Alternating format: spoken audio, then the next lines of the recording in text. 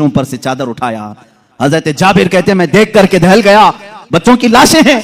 अल्लाह के नबी सल्लल्लाहु अलैहि वसल्लम करीब गए, दोनों बच्चों के हाथों को पकड़ा और कहा बहुत देर से हम तुम्हारे इंतजार में, उठो दस्तरखान बिछा है। दोनों बच्चे अपने कपड़े झाड़ते हुए खड़े हो गए। मूसा ईसा अलैहिस्सलाम के मुर्दों को जिंदा करने का मौजज़ा तुमने सुना होगा। नबी रहमत सल्लल्लाहु अलैहि वसल्लम अपने गुलामों के घर में जो फौज शुदा शहजादे थे उन्हें जिंदा भी किया और अपने दस्तरखान पर बिठाया। एक अजीज सहाबी थे, वो आते हैं अपनी बीवी से कहते हैं मैं देख रहा हूं अल्लाह के नबी सल्लल्लाहु अलैहि वसल्लम पेट पर पत्थर बांधे हुए। क्यों बांधा जाता था उस वक्त? इसलिए कि पेट अगर ढीला रहे, भूख की शिद्दत से बार बार ख्वाहिश खाने की होती रहे, उसको टाइट कर लिया जाए तो बार बार भूख न लगे। ये उस वक्त मामूल रहा होगा। अल्लाह के नबी सल्लल्लाहु अलैहि वसल्लम ने भी अपने पेट पर पत्थर बांधे। हजरत जाबिर कहते मुझसे देखा नहीं जा रहा है, इस हालत में मेरे आका काम भी कर रहे हैं। जाबिर रज़ी अल्लाह तआला अन्हु का घर वहां से करीब था खंदक के। उनकी बीवी से उन्होंने कहा कुछ खाने को हो तो बना दो।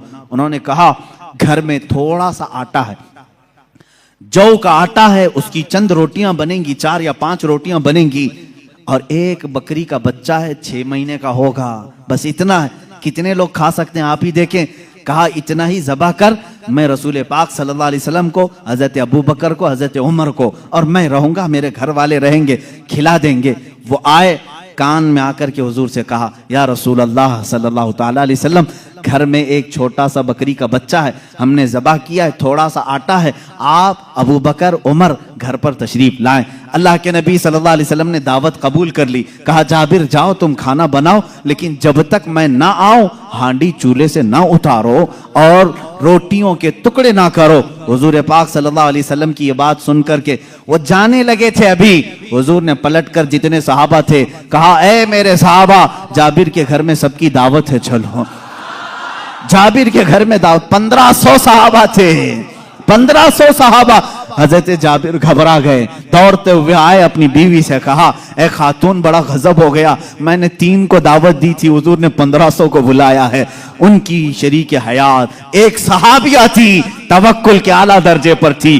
पूछती हैं ए जाबिर आपने बुलाया है या रसूलुल्लाह ने बुलाया है? हजरत जाबिर कहते हैं मैंने किसी को नहीं बुलाया, रसूलुल्लाह ने बुलाया है। कहते फिर फिक्र छोड़ो, जिन्होंने बुलाया वही खिलाएंगे, जिन्होंने बुलाया वही खिलाएंगे। हमको इस बात की क्या फिक्र है, हमें तो खाना बनाना है, वो आएंगे, जिसको उन्होंने दावत दी वो खिलाएंगे। हमने 3 को दावत दी, हम 3 को खिलाएंगे, रसूल ने जितनों को दावत दी वो उनको खिलाएंगे। ये खातून का अकीदा देखें, सहाबिया हैं। हजरत जाबिर रज़ियल्लाहु तआला अन्हु फरमाते हैं घर मेरे आका तशरीफ लाए, घर में बैठने की जगह भी 10 लोगों की थी, 10 लोग बैठ सकते थे। अल्लाह के हबीब सल्लल्लाहु तआला अलैहि वसल्लम तशरीफ लाए और उस हांडी को जो चूल्हे पर रखी हुई थी कहा इसको उतारना नहीं, उसमें अपना लुआब पाक डाला और उसके बाद फरमाया निकाल कर देते जाओ। हजरत जाबिर कहते हैं 10-10 लोगों का खाना निकालता था, रोटियां दस्तरखान पर बिछाई जाती थी। शाम हो गई, 1500 सहाबा खा लिए, अभी मेरी हांडी में आधा खाना बाकी ही रहा। ये मौजिज़ा है मेरे आका सल्लल्लाहु अलैहि वसल्लम का। रिस्क में वुसअत और बरकत सिर्फ लुआबे पाक से जो बराबरी का दावा करते हैं वो भी अपने घर की हांडियों में थूक के दिखाएं, तुम्हारे घर वाले ना खाएं। मुस्तफा करीम सल्लल्लाहु अलैहि वसल्लम जिस पे लुआब लगा दें, 1500 जलीलुल कद्र सहाबा खाएंगे भी और हांडी में बचा भी रह जाएगा। अजीजा ने गिरामी, बराबरी का दावा ना करो वरना थूकोगे तो मर जाओगे तुम्हारे घर में। कभी जहर ना हो जाए तुम्हारे थूक में, थूकोगे तो बच्चे मर भी जाएंगे। बहरहाल ये मौजिज़ा एक ही नहीं पेश आया, 3-3 मौजिज़े यहाँ पर आए, 3-3 मौजिज़े हजरत जाबिर के घर में तन्हा। हुजूर पाक सल्लल्लाहु ताला अलैहि वसल्लम दावत के लिए आए भी। उसके बाद दूसरी बात ये भी हुई, उनके घर में एक हादसा हो गया था। उनके घर में हादसा ये हुआ, बकरी को ज़बह किया था बाप ने, हजरत जाबिर ने, उनके 2 बच्चे थे, दोनों बच्चों ने देखा और बड़े बच्चे ने छोटे बच्चे को बुलाया, आ मैं तुझे दिखाता हूं अब्बा बकरी को ज़बह कैसे कर रहे थे। छुरी लिया और छोटे बेटे को ज़बह कर दिया, गला काट दिया और जैसी खून निकलने लगा मां ने देखा, घबराई, बच्चे को पकड़ने के लिए कि चाकू उसके हाथ में थी, वो दौड़ता हुआ छत पर चढ़ा और पांव फिसला, छत से गिरा, नीचे गिरते ही सर पर चोट आई, वहीं फौत हो गए। एक साथ दो बच्चों का इंतकाल किस वक्त, जिस वक्त हुजूर की दावत घर में हो रही। हजरत जाबिर को मालूम नहीं था, वो खाना बनाने का हुक्म देकर चले गए थे, यहां दोनों बच्चे फौत हो चुके थे। लेकिन उस वफाशियार खातून के जज्बे को हजारों सलाह, दोनों बच्चों की लाशों को उठाई, घर के एक कोने में लेके आई और उन पर चादर डाल दिया। कहा आज मैं न रोऊंगी न चीखूंगी, इसलिए कि मेरे घर रसूल खुदा तशरीफ ला रहे हैं। मैं अपने गम को उस दावत पर भारी होने नहीं दूंगी। मेरे अजीज, किसी माँ का कलेजा अगर बर्दाश्त कर सकता है अपने बेटे की मौत का गम, तो मुझे बताओ दुनिया की कोई ऐसी औरत। ये वो औरतें थी जिनके मुतालिक कुरान ने कहा रदी अल्लाहु अन्हुम व रदू अन, अल्लाह इनसे राजी हो गया और ये अल्लाह से राजी हैं। ये खातून चादर ओढ़ा करके दोनों बच्चों की लाश पर रखी हुई हैं। मेरे आका सल्लल्लाहु अलैहि वसल्लम जिस वक्त घर में आए, खाने के लिए दस्तरखान पर जब बैठे, आपने लुक़मे उठाए। उसके बाद हजरत जाबिर से कहा, जाबिर तुम्हारे बच्चे नहीं दिखते, कहाँ हैं? वो बीमार थे। बीवी से आकर के कहा, खातून कहाँ हैं बच्चे? खातून ने कहा वो सो रहे हैं, वो सो रहे हैं, आप जाएं। हुजूर पाक सल्लल्लाहु अलैहि वसल्लम के साथ बैठे हैं। वो आए, कहा हुजूर वो आराम कर रहे हैं, सो रहे हैं। हुजूर पाक सल्लल्लाहु अलैहि वसल्लम ने फरमाया जाओ उनको ढूंढ लाओ। दोबारा आए, खातून से कहा कि बच्चे कहाँ हैं? कहा आपको मालूम था वो बीमार थे। कहाँ वो बीमार थे? कहा वो बहुत अच्छी नींद में सोए हुए हैं, नहीं उठेंगे। खातून ये कह रही हैं, अपने शोहर को तक जाहिर नहीं किया। हजरत जाबिर दोबारा, तीसरी बार मेरे आका सल्लल्लाहु अलैहि वसल्लम ने फरमाया, जाबिर मुझे अल्लाह का हुक्म है कि मैं तेरे बेटों के साथ खाऊं। हुजूर पाक सल्लल्लाहु अलैहि वसल्लम दस्तरखान से उठ गए, खाना रखा हुआ था, अंदर खुद चल करके आए, खुद पूछा कि कहाँ सो रहे हैं, मुझे भी दिखा दो। हजरत जाबिर की खातून जो थी, बीवी थी, वो उस कमरे में ले गई, लाशों पर से चादर उठाया। हजरत जाबिर कहते हैं मैं देख करके दहल गया, बच्चों की लाशें हैं। अल्लाह के नबी सल्लल्लाहु ताला अलैहि वसल्लम करीब गए, दोनों बच्चों के हाथों को पकड़ा और कहा बहुत देर से हम तुम्हारे इंतजार में, उठो दस्तरखान बिछा है। दोनों बच्चे अपने कपड़े झाड़ते हुए खड़े हो गए। मूसा ईसा अलैहिस्सलाम के मुर्दों को जिंदा करने का मौजज़ा तुमने सुना होगा। नबी रहमत सल्लल्लाहु ताला अलैहि वसल्लम अपने गुलामों के घर में जो फौत शुदा शहजादे थे उन्हें जिंदा भी किया और अपने दस्तरखान पर बिठाया भी। और ये बच्चे सिर्फ थोड़ी देर के लिए जिंदा नहीं हुए थे, फिर एक लंबी जिंदगी इन्होंने गुजारी मेरे आका की सोहबत में और हदीसें भी रिवायत की। ये हुजूर अकरम सल्लल्लाहु अलैहि वसल्लम का मौजज़ा। दो मौजज़े एक ही घर में। तीसरा मौजज़ा ये है, ये रहमत आलम सल्लल्लाहु ताला अलैहि वसल्लम जिस घर पर जाएं उस घर के रहमो करम की बातें ना पूछो, वहां बरकत ही बरकत है। पूरा खाना खाकर जब सहाबा चले जा रहे थे, सारी हड्डियों को जमा किया। मेरे आका सल्लल्लाहु अलैहि वसल्लम ने फरमाया वही बकरी का 6 माह का बच्चा था। अल्लाह के नबी सल्लल्लाहु अलैहि वसल्लम ने कहा ए बकरी खड़ी हो जा। बकरी अपना कान झाड़ते हुए खड़ी हो गई। हजरत जाबिर को उनकी बकरी वापस दी गई। अजीजा ने गिरामी, ये मुस्तफा करीम सल्लल्लाहु ताला अलैहि वसल्लम के नाज हैं और उनके अंदाज हैं। जिस घर में गए सारों को खिलाया भी और खिलाने वाले के बच्चों को भी जिंदा किया, बकरी को भी जिंदा किया। तुम्हारा माल तुम्हें दे दिया गया और सबको खिला भी दिया गया। रिस्क में वुसअत व बरकत के एक दो नहीं बेशुमार मौजज़े हैं अल्लाह के नबी सल्लल्लाहु ताला अलैहि वसल्लम के। मेरे अजीजों, इनके अलावा जो मौजज़ात बड़े हैं, जिसको शक्कुल कमर का मौजज़ा कहा गया है और रद्दे शम्स का मौजज़ा कहा गया है। शक्कुल कमर चांद के टुकड़े कर देना, रद्दे शम्स सूरज को फेर देना, ये बड़े मौजज़ात में से है जिनके तज़किरे अहादीस की किताबों में है और सही अहादीस में मौजूद है। मक्का मुकर्रमा में भी जादूगर थे, लोग जादू समझते थे। उस वक्त अल्लाह के नबी सल्लल्लाहु ताला अलैहि वसल्लम से कई लोगों ने जिन जिन मौजज़ात का सवाल किया, हुजूर पाक ने वो उन्हें करके दिखाया, करके दिखाया। एक अराबी शख्स, एक देहाती आया और उसने कहा ऐ मोहम्मद अरबी सल्लल्लाहु ताला अलैहि वसल्लम, मैं आपको अल्लाह का रसूल कैसे मान लूं? मेरी अकल है, आप किसी उस्ताद के पास नहीं गए, मैंने कभी आपके मुतालिक सुना नहीं कि कोई उस्ताद आपको पढ़ाया, फिर भी आपके जुबान से जो अल्फाज निकलते हैं वो कमाल के हैं। बहरहाल मैं आपको अल्लाह का रसूल कैसे तस्लीम करूं? हुजूर पाक सल्लल्लाहु ताला अलैहि वसल्लम ने उससे पूछा कि क्या मैं तुझे ये सामने वाले दरख्त से कहलवा दूं कि मैं अल्लाह का रसूल हूं, तू मान लेगा? उसने कहा हाँ मान लूंगा, दरख्त भला बात भी कर सकता है। हुजूर पाक सल्लल्लाहु अलैहि वसल्लम ने फरमाया जा उस दरख्त से कह दे अल्लाह के रसूल बुला रहे हैं।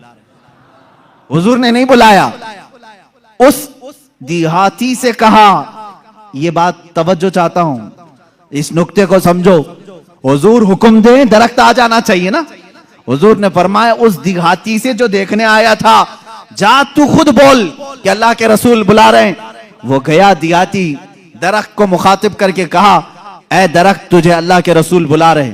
हदीस पाक में वो दरख्त अपने जड़ों समेत बाहर आए, काफी बड़ा दरख्त है, और झूमते हुए जैसे पिंडलियों पर इंसान चलता है बारगाह मुस्तफा में आया, और ऐसे झुका जैसे इंसान रुकू में झुकता है। और उसके बाद उस दरख्त से आवाज आने लगी अशहदु अन्नका रसूलुल्लाह, गवाही देता हूं कि आप अल्लाह के रसूल हैं। अल्लाह के नबी सल्लल्लाहु अलैहि वसल्लम ने फरमाया दरख्त तो अपने मकाम पर वापस चला जा। वो दरख्त फिर वहीं चला गया जहां था वहीं। आज भी मक्का मुकर्रमा में उस दरख्त की जगह पर एक मस्जिद बनाई गई है। ये तुर्कियों की बदौलत बनी थी, वहाबियों की बदौलत नहीं।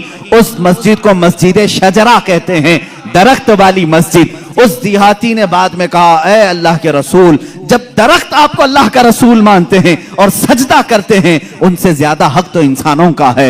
मैं सजदा करूं आपको, मैं अल्लाह का रसूल मानूं। अल्लाह के नबी ने फरमाया अल्लाह ने अपने अलावा किसी और के लिए सजदा हलाल नहीं किया, सजदा सिर्फ अल्लाह का होगा। हाँ, उसने कलमा तैयबा पढ़ा और ईमान लाया। मैं यहां बताना चाहता हूं मौजज़ा वो है, रसूल जो कह दे वो हो जाए। लेकिन यहां तो रसूल ने दरख्त को नहीं कहा, इस देहाती ने जाकर कहा, वो भी अभी ईमान नहीं लाया था, ईमान लाने से पहले जाकर कहा ऐ दरख्त तुझे रसूल बुला रहे हैं। पता चला रसूल का गुलाम जो होता है, रसूल से जिसकी निस्बत हो जाए, जिसका कनेक्शन मजबूत हो जाए, वो भी अगर मखलूकात को हुक्म दे दे तो उसके हुक्म की वो पाबंदी करते नजर आते हैं, उसके हुक्म की पाबंदी करते नजर आ। दरख्त से पूछते अगर तुम ऐ दरख्त क्या तू एक देहाती की बात मानकर अपनी जमीन की जड़ों से निकल आया? ये देहाती भला है कौन, तू इसकी बात कैसे मान लिया? तो दरख्त तुम्हें अपने आलम अरवाह में गालिबन ये जवाब दे दे। वो कहेगा नादान, तू ये ना देख कि वो देहाती मुझे बुलाने आया था, ये देख वो किसके हुक्म से आया था। जिसका हुक्म था उसके हुक्म पर मैं बजा लाने के लिए इस अमल को किया। अजीजा ने गिरामी वक़ार, ये दरख्तों के मौजज़े ये ऐसे नहीं हैं कि सिर्फ हम लोगों ने लिखे हैं। तारीख के औराक आज इस बात के शाहिद हैं कि मक्का के कुफार और मुशरिकीन भी इन मौजज़ात को देखते रहे। इन मौजज़ात को उन्होंने देखा, दरख्त का निकल करके आना, हिरन का बात करना हुजूर से, ऊंट का बात करना, भेड़िए का गुफ्तगू करना, ये मक्का वालों ने सुना भी है। फसी अरबी जुबान में एक भेड़िया गुफ्तगू कर रहा था मक्का में। एक आदमी ने, मक्के वाले ने देखा भेड़िया गुफ्तगू कर रहा है अरबी में, उसका शिकार इसने छीन लिया था। उसने कहा अल्लाह ने जो मुझे रिस्क दिया तूने छीन लिया। इसने पलट करके कहा क्या जानवर भी अरबी बोलते हैं?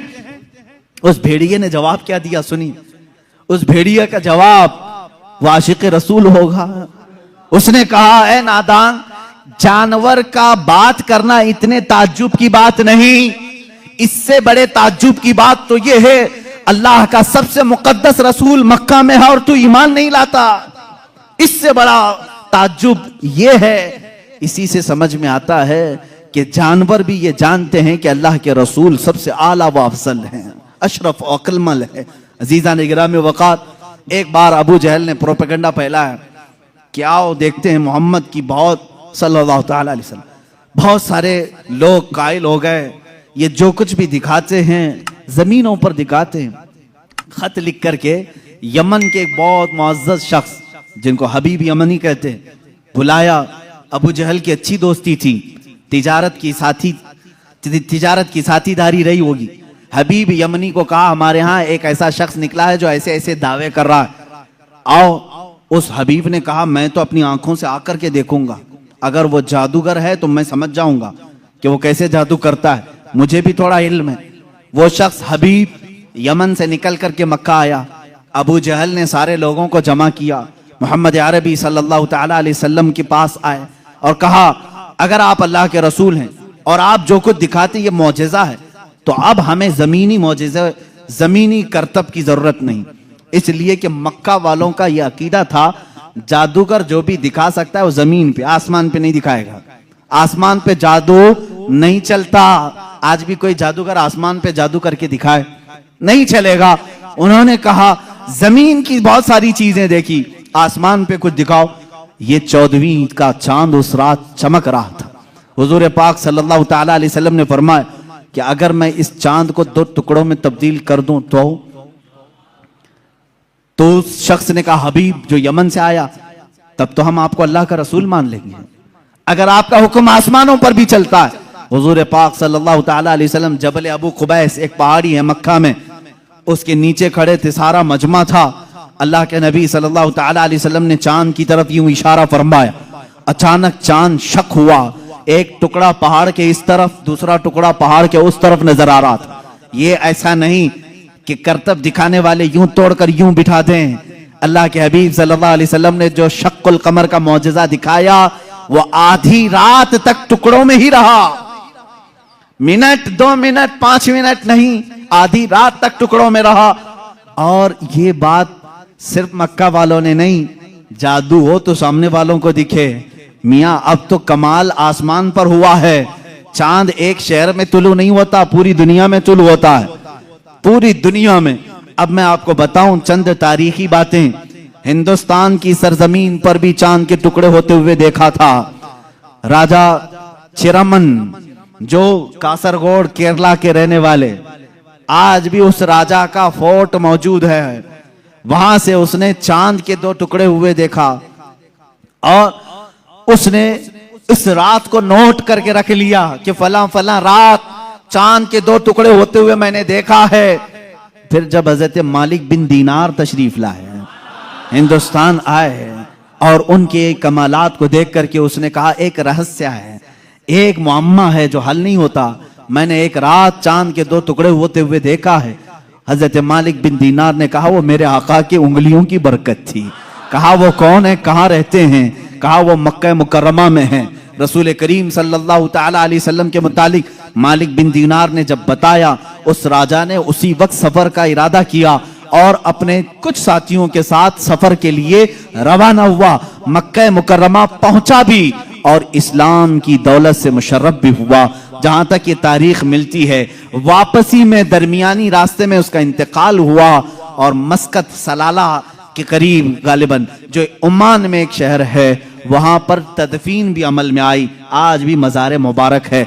ये तारीख की वो सच्चाइयां मैं आपको बता रहा हूं। सिर्फ मक्का के काफिरों ने मौजज़े शक्कुल कमर नहीं देखा, हिंदुस्तान को भी फख्र है इस बात पर कि हमारे दरमियान से भी, अगरचे वो कुफरिस्तान में रहने वाला राजा, लेकिन बाद में इस्लाम में आकर के उसने हम सब का कफारा अदा किया है। मौजज़े शक्कुल कमर को देखा भी और इनकार नहीं किया।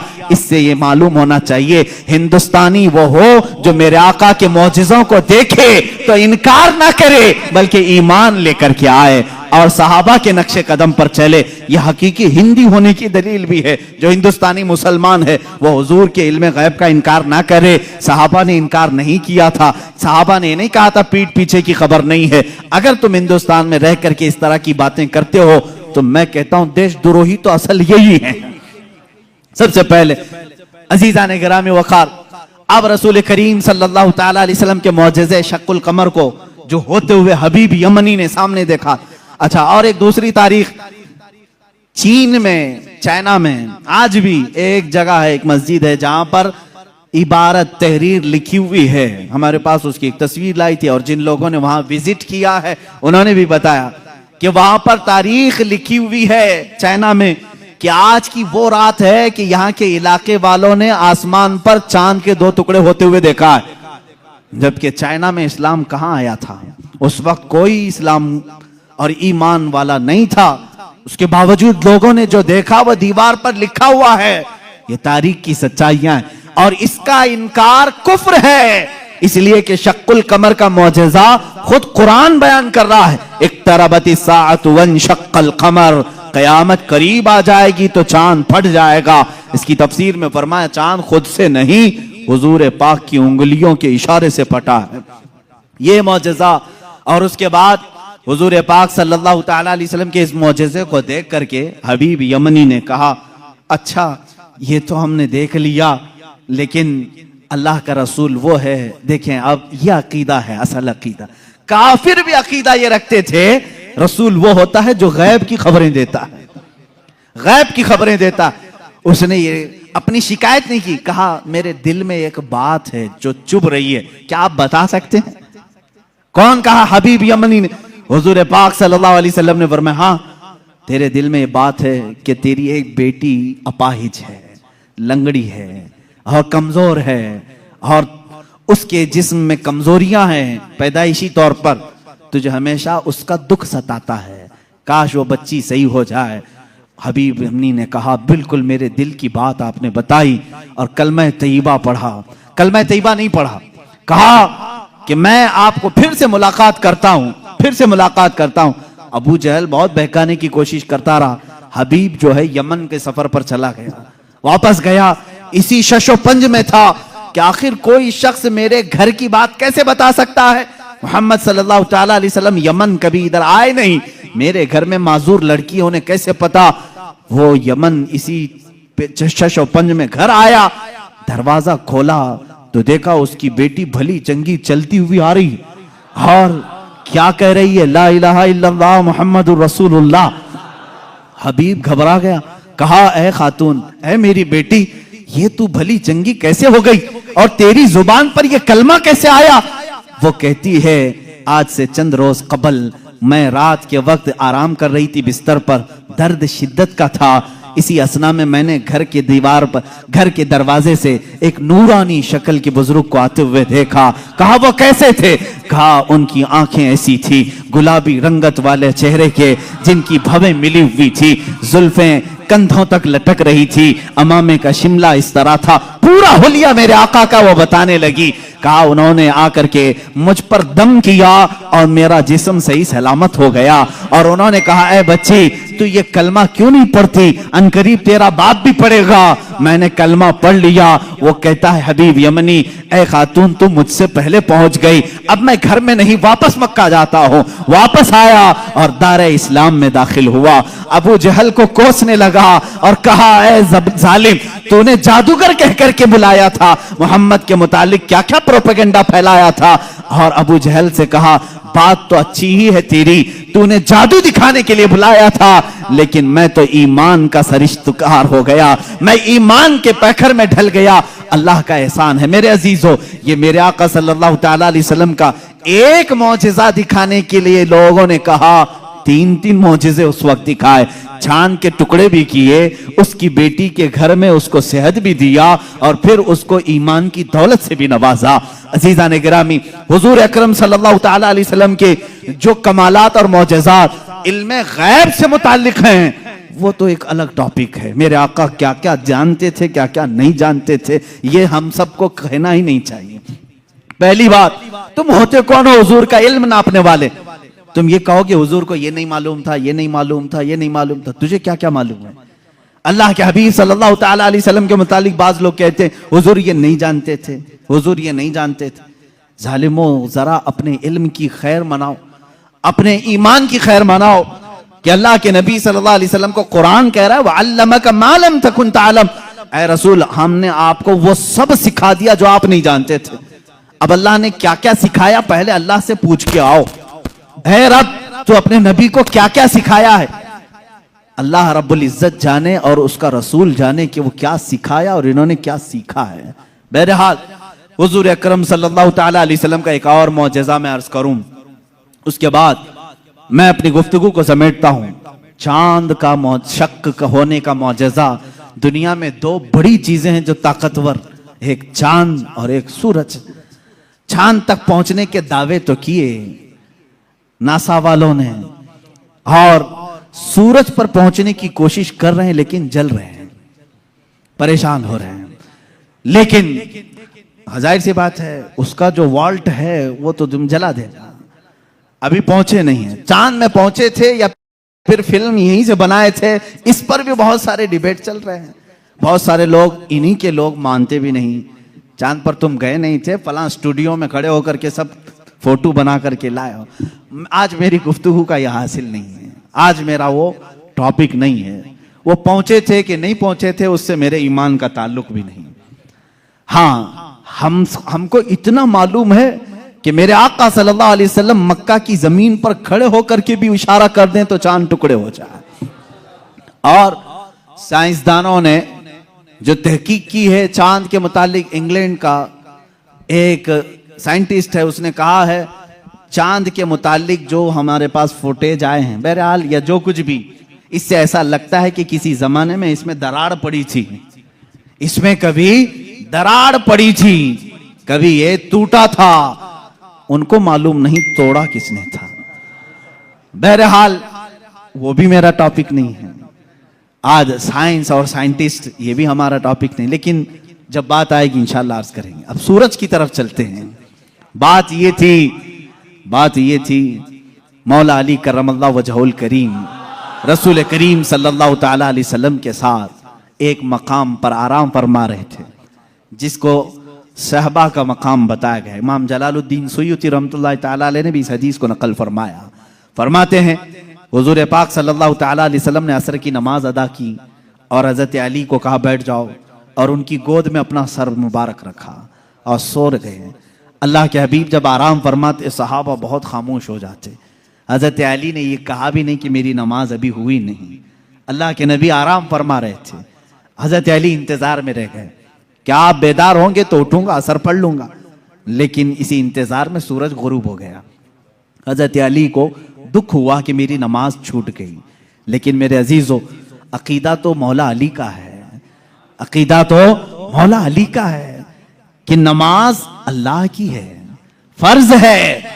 और यहां रसूल पाक सल्लल्लाहु अलैहि वसल्लम आराम कर रहे हैं, उठा देना चाहिए था, मेरे मौला की नमाज है, मैं पहले नमाज पढ़ लूं।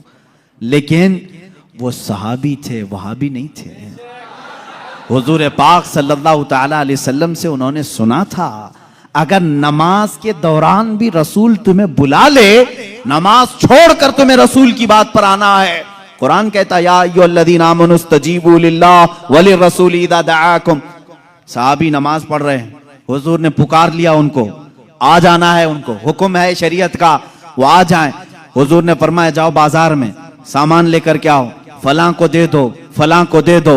सब काम कर लिया, वापस आए तो क्या करें? फरमाया अगर 2 रकात हुई थी तो बाकी की 2 रकात वहीं से कंटिन्यू करें, वो बातिल नहीं हुई जो छोड़ कर गया था।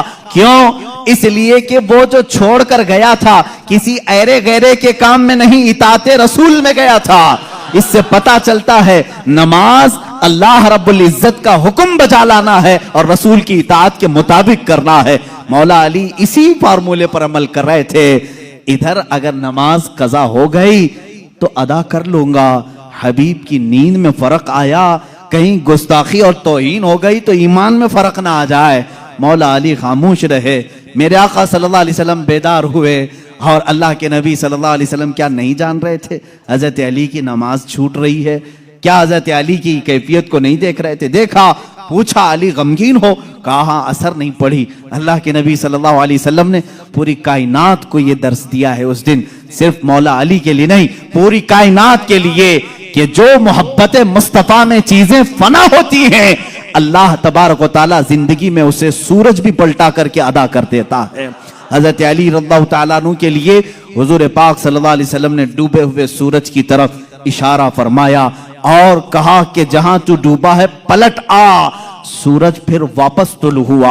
हजरत उम्मे सलमा रज़ियल्लाहु तआला अन्हा हुजूर की ज़ौजा हैं, फरमाती हैं हमने पहली मर्तबा सूरज को पश्चिम से फिर से निकलते हुए देखा, थोड़ी देर के लिए, ऐसा नहीं कि पूरा निकला। असर के मकाम पर जो पीला सूरज होता है वहीं तक आया। हजरत अली करमल्लाहु वजहुल करीम ने नमाज अदा की, सूरज फिर वापस फिर गुरूब हुआ, इतनी ही देर के लिए आया फिर पलट गया। इसीलिए इमाम अहले सुन्नत फाजिल बरेलवी रदी अल्लाह ताला अन्हु फरमाते हैं सूरज उल्टे पांव पलटे चांद इशारे से हो छा। सूरज उल्टे पांव पलटे चांद इशारे से हो छा। अंधे नजदी देख ले कुदरत रसूलुल्लाह की, अंधे नजदी देख ले कुदरत रसूलुल्लाह की, इशारे से चांद चीर दिया, छुपे हुए खूर को फेर दिया, गए हुए दिन को असर किया, ये ताबो तवा तुम्हारे लिए, जमीनो जमा तुम्हारे लिए, मकीनो मका तुम्हारे। रसूल करीम सल्लल्लाहु ताला अलैहि वसल्लम के मौजज़ात, सूरज का पलटाना ये मेरे आका के अजीम मौजज़ात में से है, अजीम मौजज़ात में से। किसके लिए पलटाया गया? मौला अली करमल्लाहु वजहुल करीम के लिए। अजीज़ा ने गिरामी, तारीख में, अब मौजज़ात की तारीख में बहुत सारी चीज़ें मौजूद हैं, यहाँ तक कि मुर्दों को जिंदा करने वाला जो मौजज़ा है, मैंने वो बच्चों के मुतालिक बताया। दूसरी हदीस है, हुजूर पाक सल्लल्लाहु ताला अलैहि वसल्लम खुद फरमाते हैं, मैं हुजून मक्का के करीब जो जन्नतुल माला कब्रस्तान है वहां पर था, मैंने अल्लाह की बारगाह में अर्ज किया कि मौला मेरे माँ बाप किस हालत में है मुझे दिखा। हजरत बीबी आमिना और हजरत अब्दुल्लाह के मुतालिक ये खबीस आज अंगुश्त नुमाई करते हैं, उन्हें काफिर कहते हैं, उन्हें मुशरिक कहते हैं। सुनो हदीस पाक, यह हदीस साबित है। इमाम जलालुद्दीन सुयूती रहमतुल्लाह तआला अलैह ने अपनी किताब में लिखा है अत-ताज़ीम वल मिन्ना फी अन्ना अबवाई रसूलिल्लाह सल्लल्लाहु अलैहि वसल्लम फिल जन्नह, किताब है उसमें हदीस भी है। फरमाते मेरे आका सल्लल्लाहु अलैहि वसल्लम, मैंने अल्लाह से अर्ज की, अल्लाह ताला ने मेरी माँ आमिना, मेरे बाप अब्दुल्ला दोनों को मेरे सामने हाजिर किया। वो वफात पा चुके, सालों पहले वफात पाए, और उन दोनों को मेरे आका सल्लल्लाहु अलैहि वसल्लम के सामने हाजिर किया गया। हुजूर फरमाते हैं बीबी आमिना ने भी मेरा कलमा पढ़ा, हजरत अब्दुल्ला ने भी मेरा कलमा पढ़ा, और इसीलिए तो हम कहते हैं वो पाक हैं मेरे आका सल्लल्लाहु अलैहि वसल्लम, और पाकों से मुंतकिल होते हुए आए हैं। हुजूर अकरम सल्लल्लाहु ताला अलैहि वसल्लम के मुतालिक जो ये अकीदा रखेगा कि उनके आबा व अजदाद काफिर थे, तो मैं समझता हूँ दुनिया में उससे बड़ा बदबख्त कौन है, उससे बड़ा ऐसा हिरमा नसीब जो हुजूर पाक के आबा व अजदाद पर ताना जनी करता है। अजीजा ने गिरामी, हमें तो बरेली के इमाम ने यूं कहा है, तेरी नस्ल पाक में है बच्चा बच्चा नूर का, तू है ऐने नूर, तेरा सब घराना नूर का। हुजूर से लेकर आदम अलैहिस्सलाम तक का जो घराना है वो सब घराना नूर का है, और नूर कुफ्र में नहीं जा सकता। अजीजा ने गिरामी वक़ार, ये मौजज़ात का बाब था, जितना भी बयान करूं वो कम है। अल्लाह के हबीब सल्लल्लाहु ताला अलैहि वसल्लम को रब ताला ने बेशुमार मौजज़े दिए। आखिरी बात जो शुरू में मैंने कहा था, और मौजज़े उस मकाम के लोगों ने देखा, उस जमाने के लोगों ने देखा। मूसा अलैहिस्सलाम का मौजज़ा उनकी कौम ने देखा, ईसा अलैहिस्सलाम का मौजज़ा उनकी कौम ने देखा, सारे नबियों के मौजज़े उनके जमाने की कौमें देखती रही। मोहम्मद अरबी सल्लल्लाहु ताला अलैहि वसल्लम को अल्लाह ने एक मौजज़ा ऐसा दिया जो हम भी देख सकते हैं, क़यामत तक देख सकते हैं, क़यामत तक देख सकते हैं, और वो मौजज़ा है अल्लाह की किताब कुरान मुक़द्दसा। ये रसूल करीम सल्लल्लाहु अलैहि वसल्लम का मौजज़ा है जो काफिरों के सीनों पर आज भी चैलेंज बन करके पुकार रही है। हिम्मत है तो लाओ इस तरह की एक किताब जिसमें अल्लाह रब्बुल इज्जत ने मौजज़ात के कमालात रखे हैं। बल्कि कुरान आज भी चैलेंज कर रहा है, ए अमेरिका, ए रूस के सुपर पावर, ए रशिया वालों, तुमने एटम बम बहुत बना लिए, मिसाइल पेट्रोल बहुत बना दिए, लाओ अल्लाह के कलाम के एक मिसल जिसको कुरान में मोतियों के तारों में जिस तरह बांधा गया है, जिसके इब्तिदा सूरह फातिहा से होती है, जिसकी खत्म वन्नास पर होती है। अल्लाह ने पूरी किताब लाने के लिए तो चैलेंज किया ही था, बाद में कम किया गया और कहा गया पूरी किताब नहीं ला सकते, 10 सूरतें ला करके दिखा दो, 10 सूरतें इस तरह ला कर दिखा दो। 10 सूरे नहीं ला सके, फिर अल्लाह ने फरमाया चलो 10 आयतें ला के दिखा सको। है मेरे अजीजों, फख्र से कहो, ऐ मुसलमानों, आज भी जिंदा जावेद मौजज़ा रसूलुल्लाह का हमारे दरमियान मौजूद है, वो अल्लाह की किताब कुरान मुक़द्दसा है। कोई अगर तुम्हारे हक्कानियत की दलील तुमसे पूछे, तुम्हारा मजहब हक है, क्या दलील है, उसके सामने कुरान पेश कर देना। कुरान 14 सदियों पहले आज के होने वाले वाकयात बयान कर रहा है, तेरे भी पास इसका कोई जवाब है तो ला करके दिखा दे, इसलिए कि रसूलुल्लाह का मौजज़ा है। दूसरा मेरी तरफ से चैलेंज है, सारे कंप्यूटर, सारे वेब, जितने भी इंटरनेट की दुनिया है, सारे हैकर जो इस जमाने में बड़ी बड़ी बैंकों को हैक करते हैं, सबसे मेरा चैलेंज है, आओ अल्लाह की किताब कुरान मुकद्दसा को हैक करके दिखाओ और एक आयत हैक करके दिखाओ, मैं मान लूंगा। एक जबर हैक करके दिखाओ, नहीं कर सकोगे। तुमने दुनिया के बड़े बड़े पार्लियामेंट का डाटा चुराया होगा, अल्लाह के कलाम का एक जबर नहीं चुरा सकते। ये मेरा चैलेंज है, हैकर सब जमा हो जाओ, अल्लाह की किताब को हैक करके दिखाओ। इंशाअल्लाह अज़ीज़ सुबह क़यामत तक नहीं कर सकोगे। मुझ जैसे करोड़ों लोगों को अल्लाह ने पैदा किया, जिनके सीनों में अल्लाह ने ये कुरान महफूज किया है। अजीजा ने गिरामी वखार, ये मेरे मुस्तफ़ा का जिंदा जावेद मौजज़ा है। इसको सीने से लगाओ, इसको पढ़ो भी, इस पर अमल भी करो। मौला हमें दुनिया में कुरान के साथ रखे और साहिब कुरान की मोहब्बत के साथ रखे। जब कब्र में जाए तो मौला हमें कुरान के साथ कब्र में ले जाए और साहिब कुरान की जियारत नसीब करे। जब हशर में मौला हमें उठाए तो कुरान के साथ उठाए और साहिब कुरान ताजदार मदीना की शफाअत नसीब फरमाए।